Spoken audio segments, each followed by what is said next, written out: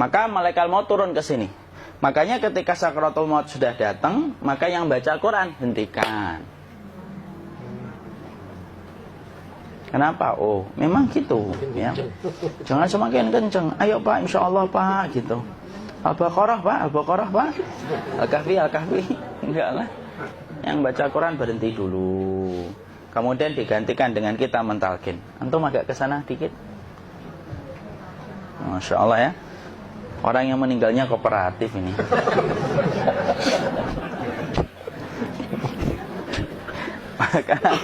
maka agak ke sini ya. Maka disunahkan kita untuk mentalkinnya. Nanti ketika mentalkin jangan terlalu sering, jangan terlalu membebani. Jangan terlalu sering itu la ilaha illallah, la ilaha illallah. Tidak gitulah. Berat nanti dia ngerasakan. Di situ Imam Qurtubi juga menyampaikan, jangan terlalu sering karena itu memberatkan dadanya. Jadi ketika mentalkin, saya sampaikan, boleh diganti atau enggak Ustaz? Enggaklah, talkin itu ibadah. Ibadah itu tauqifiyah. Tauqifiyah itu enggak usah diganti. Karena Rasulullah mengatakan, lakinu ala mautakum la ilaha illallah. Talkin orang yang meninggal di antara kalian dengan la ilaha illallah. Enggak usah diganti Allah Ustaz yang lebih singkat, lebih pendek. Enggak usah. Subhanallah Ustaz, enggak usah. Kenapa? Karena talqin sudah ditetapkan ucapannya oleh Nabi, begitulah kita mencontohnya. Jadi tidak usah diganti. Cara mentalqin, jadi kalau keadaan sudah tenang, tolong kalau sudah sakaratul maut jangan ditinggalkan. Karena sesungguhnya pertempuran setan itu pada detik-detik kematian semacam ini. Dan betul-betul berusaha untuk menjadikan dia murtad. Nanti makanya di situ di buku nanti dibahas kan, pertempuran setan itu sampai detik-detik orang mau mati itu sudah ayo kufur, murtad aja tuh, kamu sakit kan? Nah, itu kayak gitu. Makanya jangan ditinggal. Capek gitu kok nggak meninggal gitu ya. Udah gantian mas. Dan jangan kemudian meninggalkannya. Mangkat dulu gitu. Enggak lah, janganlah. Terus ditampingi terus. Kalau bisa ya sudahlah, berikan waktunya kita untuk sementara waktu itu betul-betul berkhidmah kepada orang yang kita cintai terakhir kalinya. Cara kita kemudian mentalkin adalah, yaitu adalah di sebelah kanannya la ilaha illallah. Biarkan dia mencerna dulu, tidak usah buru-buru kemudian kita langsung nimpali lagi. Dia mencerna dulu sembari kita doakan, peluk, ya Allah dimudahkan gitu. Kalau ada orang yang bisa ngucapin la ilaha illallah, itu siapa yang memberikan itu Ustaz? Yang memberikan kekuatan Allah Pak. Karena ngomong aduh aja sudah tidak mampu. Makanya Allah berfirman dalam surat Ibrahim, yusabbitullahu alladhina amanu bil qawli tsabit fil hayatid dunya wa fil akhirah.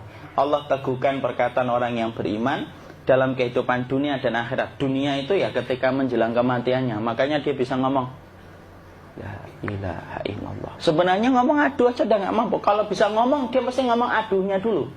Tapi Allah yang menggerakkan. Ngomong la ilaha illallah. Makanya mangkana akhiru kalamihi la ilaha illallah dakhalal jannah. Barang siapa akhir kalamnya itu adalah la ilaha illallah, pasti masuk surga. Makanya kita lagi la ilaha illallah. Dah. Cerna dulu. Tidak usah minta diburu-buru ya. Tidak usah gini. Ayo la ilaha illallah. Ayo.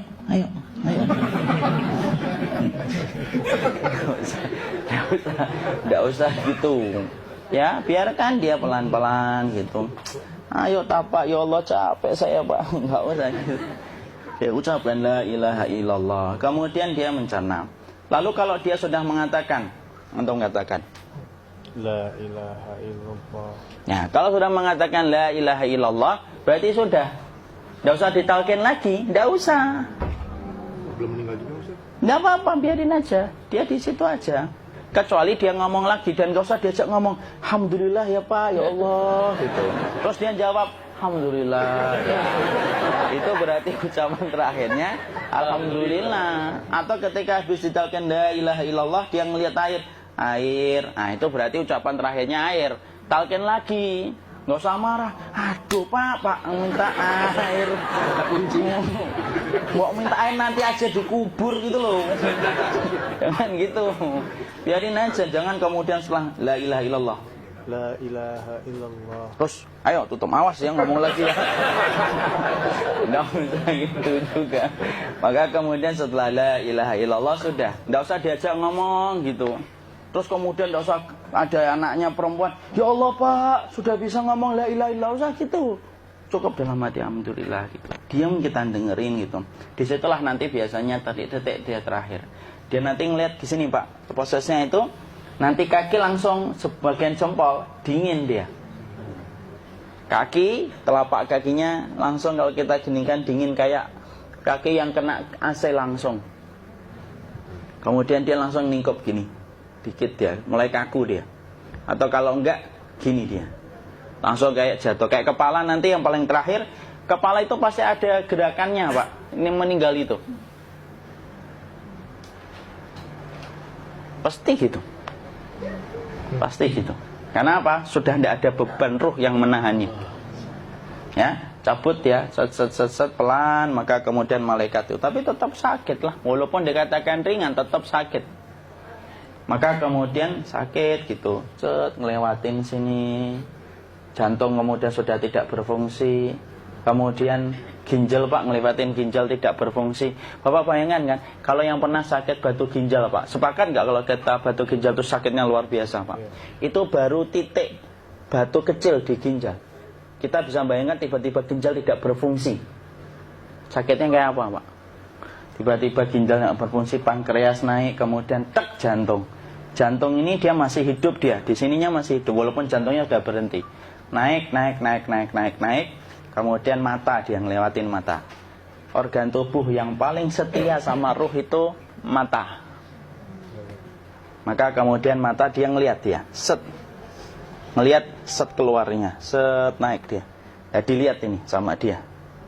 Makanya Rasulullah mengatakan innar ruha idza qubida tabi'ahul basar. Ruh itu kalau dicabut, mata itu ngikutin kemana perjalanan ruh itu. Makanya ada yang meninggalnya gini. Ya itu bukan tanda su'ul khatimah. Itu tanda fitrahnya mata ngikutin ruh. Atau kemudian bukanya sedikit. Ada yang kayak senyum Pak. Ada yang kesini yang keringetan. Nah itu tanda husnul khatimah. Ada yang senyum. Jadi sakitnya setelah selesai itu plong gitu loh. Makanya kemudian ada yang tersenyum. Maka itu tanda. Kalau kita ngelihat orang yang membuka mata kayak gini, tidak usah takut.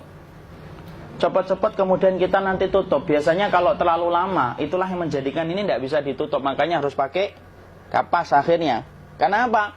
Karena pas meninggal nggak langsung ditutup. Biasanya karena perawat takut, dokternya juga nggak tahu itu, dibiarin itu. Makanya ada beberapa mata yang ditutup pakai tensoplas kan? Sebenarnya kalau langsung bisa nutup dia, fitrahnya nutup mata itu. Jadi kemudian kita baca Allahumma firlahu warhamhu wa'afihi wa'fu'anhu atau bismillah wassalatu wassalamu ala rasulillah, tutup. Bismillah. Tidak usah takut. Kecuali buka lagi ya, ini baru kita kabur. Kalau buka lagi Pak, Insya Allah Pak, ya Allah, ya kita kabur bareng-bareng Pak.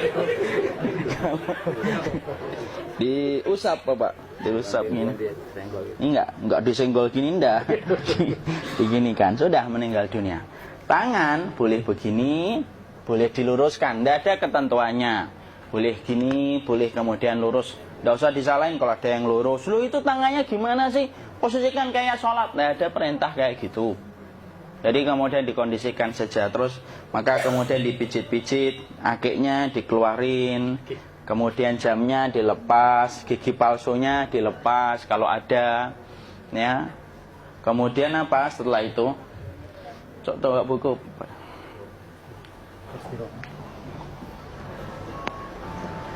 Kemudian kalau bisa awal-awal kemudian taruh buku atau sesuatu yang agak berat di perutnya ketika baru meninggal dunia.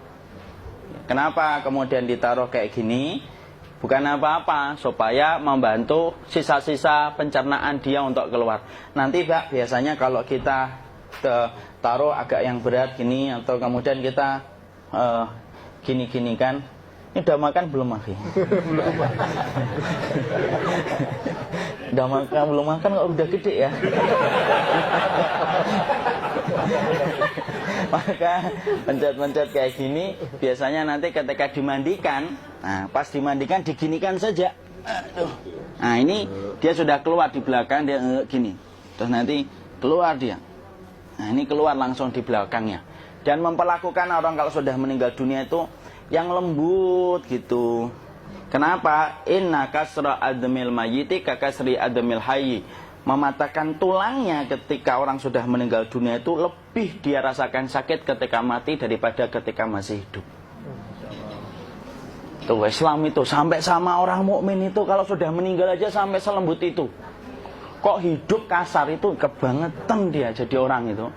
Mau sampai orang mati itu kemudian disuruh yang lembut, kalau ada aib disuruh nutup, tidak boleh diceritain. Misalkan di belakangnya beliau ini ada tompel, gagah-gagah tompelnya gede gitu, tidak boleh cerita. Masya Allah loh, sampai segitunya sunnah itu ngajarin kita untuk nutup aib. Kalau ada orang belajar sunnah sukanya buka aib, nyari-nyari kesalahan orang, sunnah yang mana dia pelajari itu, saya bingung. Makanya kemudian gini, setelah selesai, maka kemudian tutup dengan kain. Maaf ya, ya. Ya. Nanti kalau nggak kuat napas ngomong ya. Maka ditutup kayak gini, ditempatkan kemudian jangan di tanah, tapi di atas dipan. Karena apa? Syekh Abu Malik Kamal Said Salim dalam Sahih Fikih Sunnah menyampaikan supaya tidak cepat busuk. Dia taruh di atas. Kemudian ditutup pakai kain apa saja, ya, sembari nanti kita mempersiapkan tempat mandinya, tempat kafannya dan yang lain sebagainya. Maka kemudian kalau ada yang datang boleh dibuka. Kemudian kita mencium ininya apa? Kemudian keningnya. Kemudian kita berdoa, nutup lagi kayak Rasulullah ditutup. Kemudian yang datang terakhir itu salah satunya Abu Bakar. Dibuka kemudian beliau, ya Allah ya Rasulullah, engkau adalah orang yang percaya hidup dan matimu, dan tidak mungkin Allah itu mematikan engkau 2 kali ya Rasulullah. Maka kemudian ditutup kembali. Saat itu para sahabat dalam keadaan mendung semuanya. Maka disitulah kita lakukan kayak gini. Ditutup gini Ustaz ya. Kasihan tidak bisa nafas, insya Allah tidak butuh nafas lagi. Jadi kemudian kita semacam ini kita persiapkan apa yang bisa kita lakukan. Nah itulah proses kematian dari sakit, sakaratul maut sampai kematian.